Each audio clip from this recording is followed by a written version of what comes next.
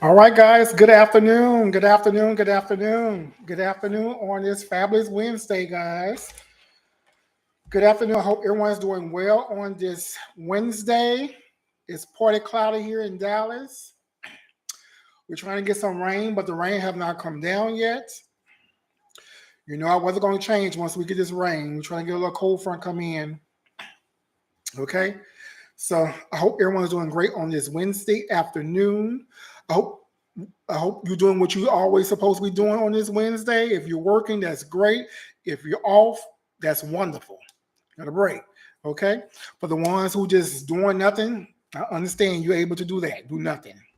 But I want to go ahead and get started with my live with travel coordinator for families with disability. I'm a little late, but I'm here. Okay. But I'm going to go ahead and get started. This week, week 8, we are talking about planning an inclusive itinerary. We're going to discuss how to create an itinerary that considers the needs of all family members and balancing active and relaxing activities for different ability levels as well, guys. So we'll go ahead and get started. I know I gave y'all some things on Monday in the group about this week we're going to talk about. So I gave y'all a little more examples of what we're going to discuss and talk about, and I'm going to go more in detail on them today. Let's get started. First thing I want to talk about is how to create an itinerary that considers the needs of all family members. Okay, number 1, access individual needs. Okay, so under this category, you're going to gather information. Start by understanding each family member's preference, abilities, and needs, such as mobility requirements, dietitian restrictions, sensitivities, or medical consideration. So all that within that group right there, these are the first thing you're going to start gathering information from everybody from the family. If you're on medication, what kind of medication you take, the needs, if you need a wheelchair, you need a walker, your strictly diet, I cannot eat this, we cannot have this. So we need all your senses of what will trigger you. We need to find out what will keep you calm, collective, and in medicine. So that's very important, guys. When you start doing an itinerary for a trip, you need to get all that information. Next thing under this category is adapting equipment accessibility. You want to check if any adapt equipment is needed, wheelchairs, visual aids. Ensure that the location, accommodations, and transportations are accessible. Okay, something wrong with my live on Facebook. That's not good. Give me a second, guys. My video in for some reason.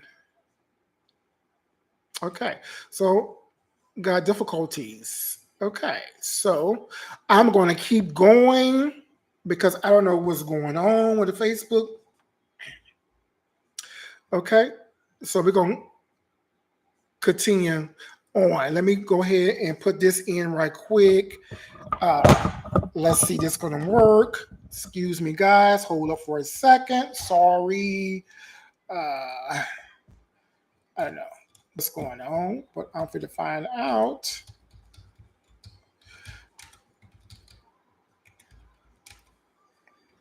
Okay.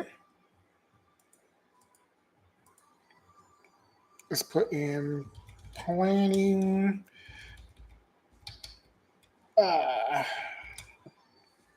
Yes. Planning. Give me 1 second, guys. We'll get back.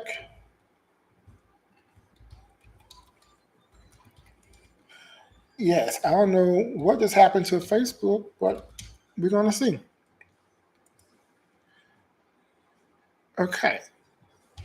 Let's go live again. Here we go.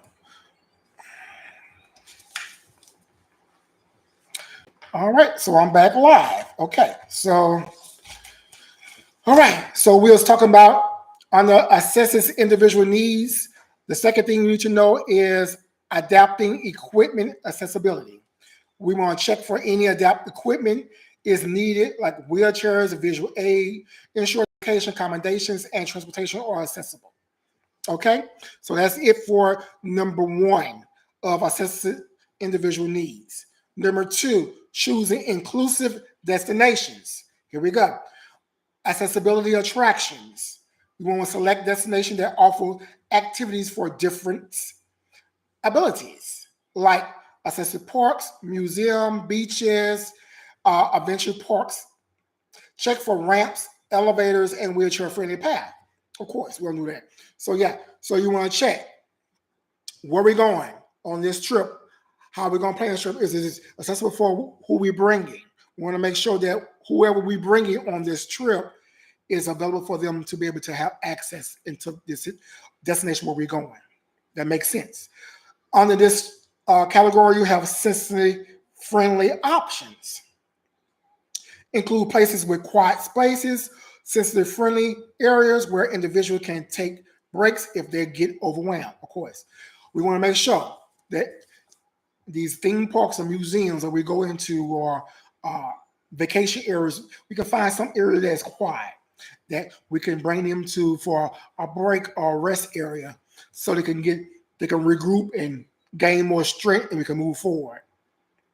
Okay, so number three, plan for different activities levels. Under this category, you have flexible activities options, offering both high energy and low energy activities such as hiking trails alongside a scenic picnic area, so everyone can choose what site suits them best. Okay? Yes, that's understandable. You because you're gonna have some kids or some people high energy, some people low energy. So we got to find that suitable for both groups of people we bring. Okay, under here also is included rest period. Of course, schedule downtime between activities for families to recharge, especially if they have young children or members with disability who may need more attention. Of course, yes. So all that fall under planning for different activities levels. Yes, you want to make sure we find out about each group. That's how like it's just like the when you first beginning. You want to know about every child, every person, the high level, low level, what they need, what is going to come down. So it's all about making sure that we have everything in detail written down for every person that goes on a trip. Okay. So number four, accommodate diet dietitian's needs. Oh yes, meal planning. This is gonna be a must major. You will have to know if we go to any restaurants, accommodation, the menu. We gotta look at that very required glucose-free, the vegan, allergy-friendly option. So we gotta think about all that as well when we go to eat out or if we cooking at a retreat or anything like that. So we got to find out for every person what's the need because most likely they all will have different types of dietitian for food, most likely. Then we got to find flexible meal times. We got to build flexible meal times to accommodate different schedules, such as late breakfast for families who need extra time in the morning. That's understandable. So we got to think about all this when we make the schedules. Some people might get up early. Some people get up late. Some people like to wait till after the crowd go down because they low energy. They don't like to be around all that high energy early in the morning. People talking, blabbing their gums, talking loud. So you have to think about all that as well. So that's under number four. Number five, you arrange accessible transportation.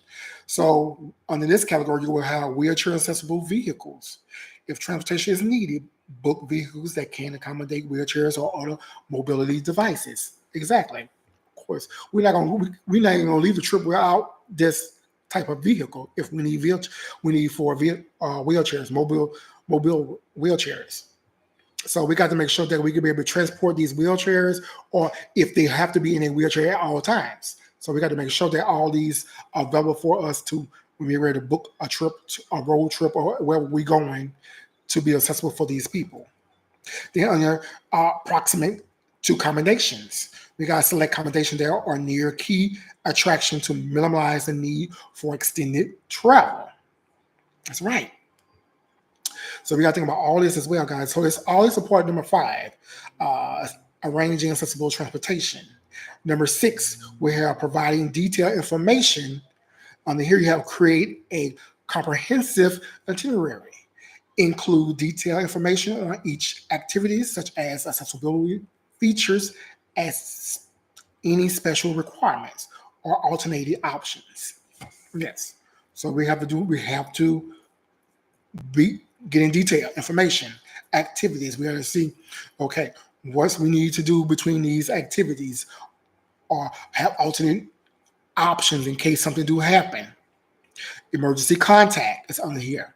This emergency contact nearby medical facilities or any other related services. We gotta know as we travel, make sure they got hospitals near or medical centers that is on our route in case somebody gets sick. Emergency might happen. Yeah, have emergency contact list. We want to make sure we have the parents numbers for their children. That's like common sense. How like we should not go on a trip without that. Period. That's most common sense to have. Well, I don't understand because some people probably will forget this. But we need emergency contact.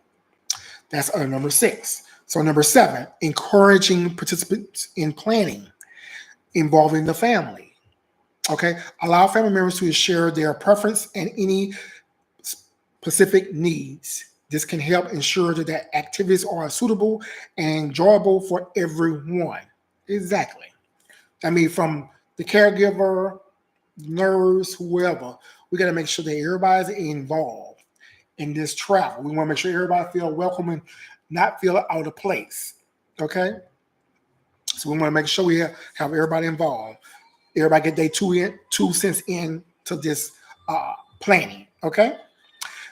Number eight, last but not least, stay flexible and ready to adapt. Continuously planning. Have backup activities or rest spots to in case something isn't suitable for certain family members. Okay.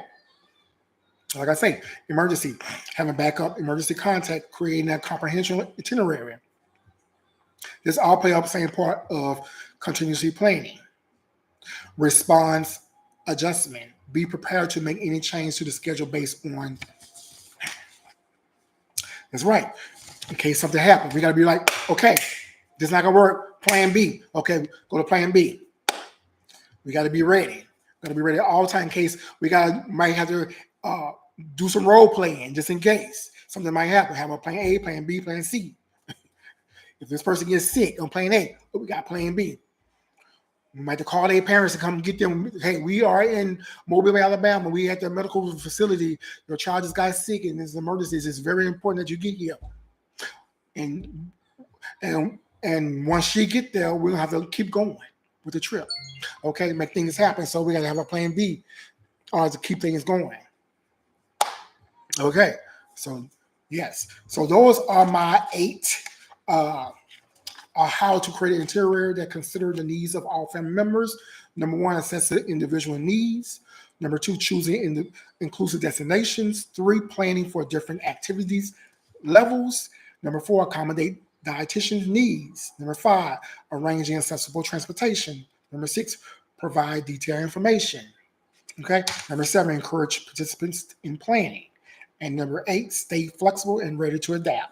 Okay, so yes, those are very important to understand how to create itinerary.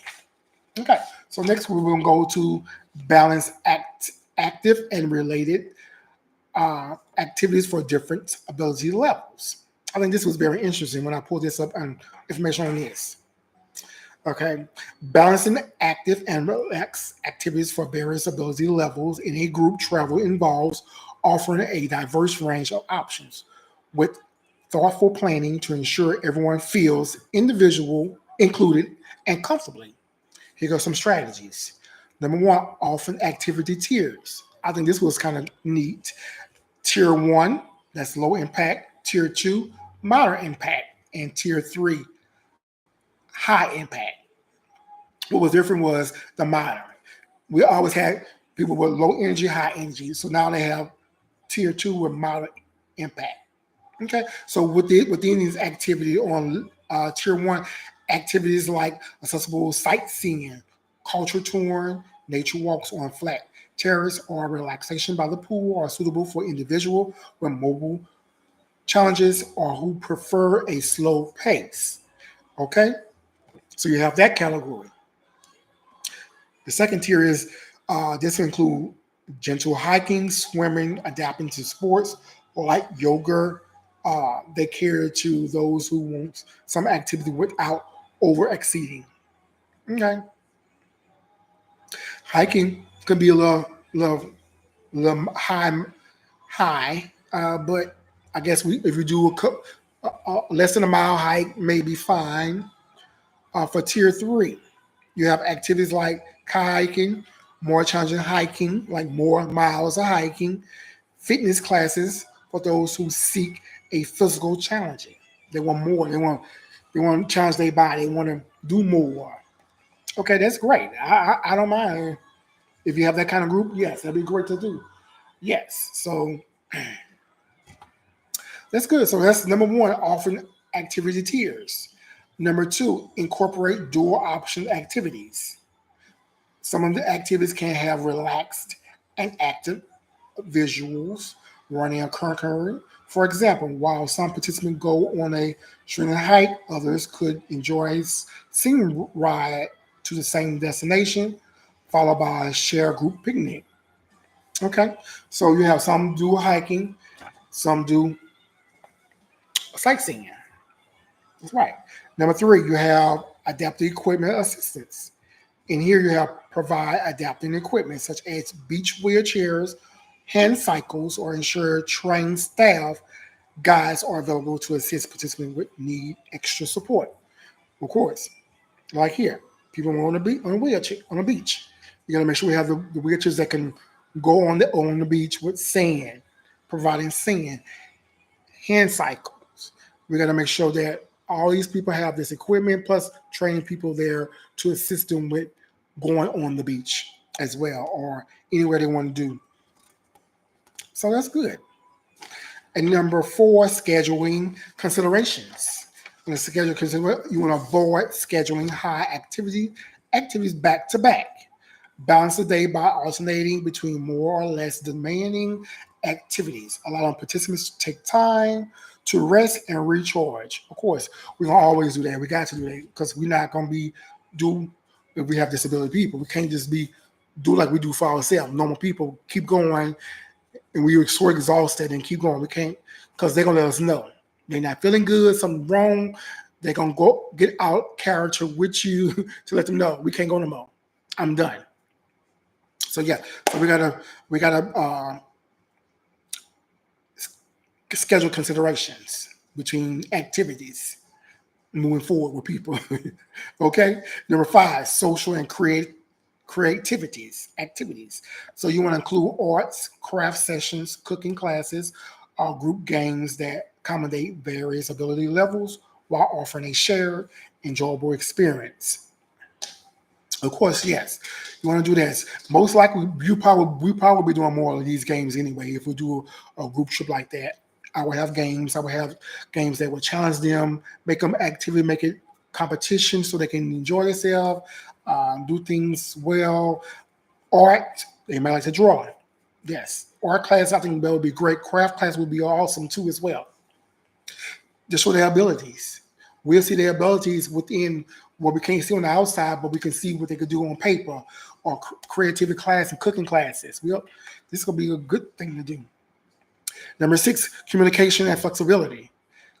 Clearly communicate the activities, options, intensity, the levels, accessibility details. Be prepared to adapt plan based needs or prefers during the trip. Yes. Gotta be clear, precise. Communication is the key. We want to make sure, hey, this is what we're gonna do. This is for plan A for this morning. Okay, this is what we're gonna do. Blah blah blah blah. Yes, so we got to be very precise in communication. And number seven, last but not least, inclusive group activities. Plan activities that encourage everyone to participate in a way that suits them like a group meditation or a storytelling session by a campfire where all can engage equally. Yes. Normally, especially on a retreat, the campsites, of course, we'll do tell stories, scary stories, or anything with the group. And yeah, so they all participate in group meditation, yoga, all kinds of stuff. So yeah, so those are the things for balancing active and relaxed activities. Number one, offer activity tiers. Number two, incorporate dual options activities. Number three, adapt the equipment and assists. Number four, scheduling consideration. Number five, social and create activities. Number six, communication and flexibility. Number seven, inclusive group activities. So yeah, we have to do those, guys. We have to do those. This will make a group trip a great trip. We won't be stressed out. And we got to keep in mind that all this will help us when we do our creating an itinerary for a group with family with disability or individual with disabilities as well. So we got to keep that in consideration. Okay, and I'm gonna discuss. I did not post it on my uh, Facebook group, but I'm gonna go over some things that I think that's very important. Tips of scheduling downtime for sensitive friendly activities. Okay, this is very important because you know how everybody gonna be the same. Everybody on the same level. Everybody have different uh, behavior problems, attitudes. So we have to be prepared for all this to make a successful trip. Number one, build in regular downtime. Schedule breaks. We have to quiet zones, flexible itinerary. We got to, guys. We got to plan, like scheduling breaks, plan specific time throughout the day for rest and quiet time, such as after lunch or mid afternoon. This can prevent sensitive overload. Correct. I believe so. Yes, I'm fully believing. Number two, quiet zone. Designate quiet space where guests can retreat at any time. Make their area comfortable with soft lighting, noise canceling, headphones, calming visual. Flexible itinerary allow guests to choose between activities or rest breaks. If someone feel overwhelmed, they can option for downtime without feeling left out. Exactly. Okay, that's all under number one. Build in regular downtime. That's very important. Build in regular downtime. If you know your kid, if you know you have any kids that like that, with they sensitive activities, you know between their different activities, how they're going to respond, how they're going to act. They're going to let you know I'm tired. They're going to respond in different ways. This is very important. That's why it's number one. Number two, offer sensitive friendly activities.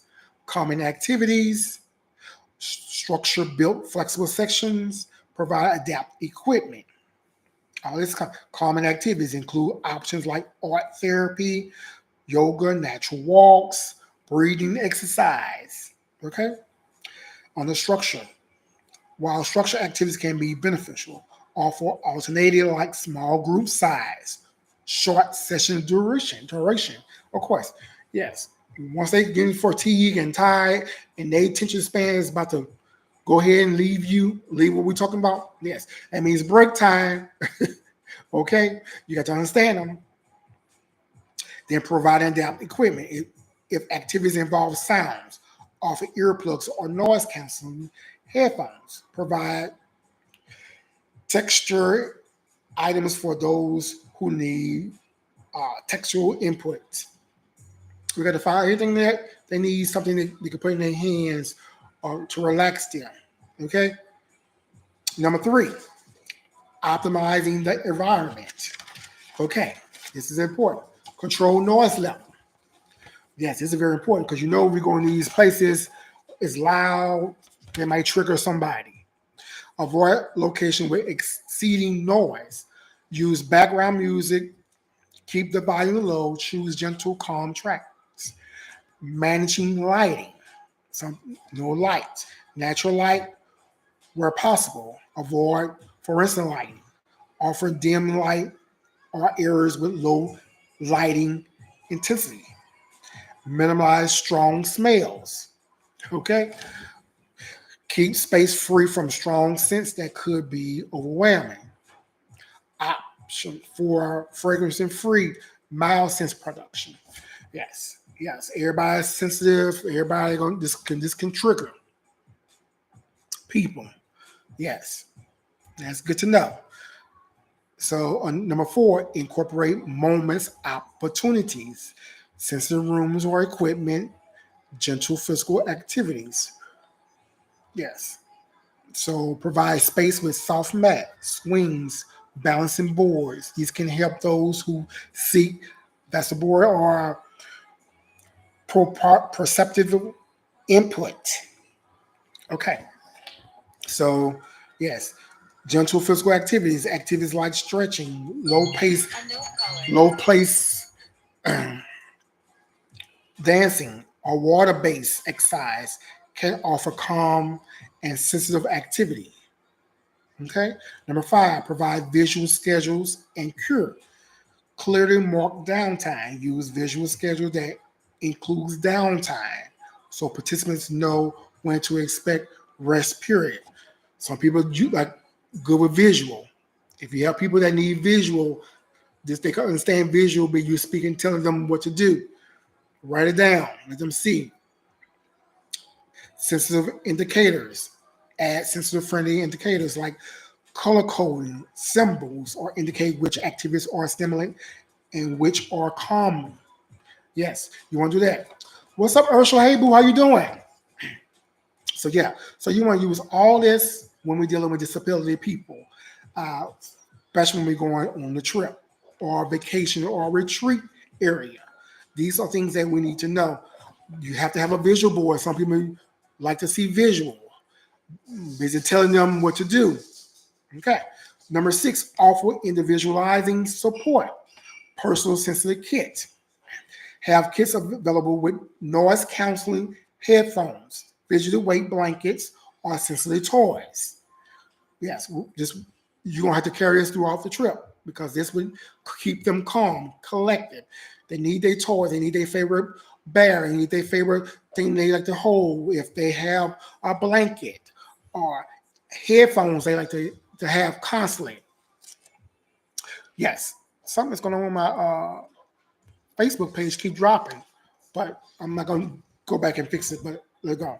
So yeah, so you have to have those things, guys, in order to keep them calm and collected.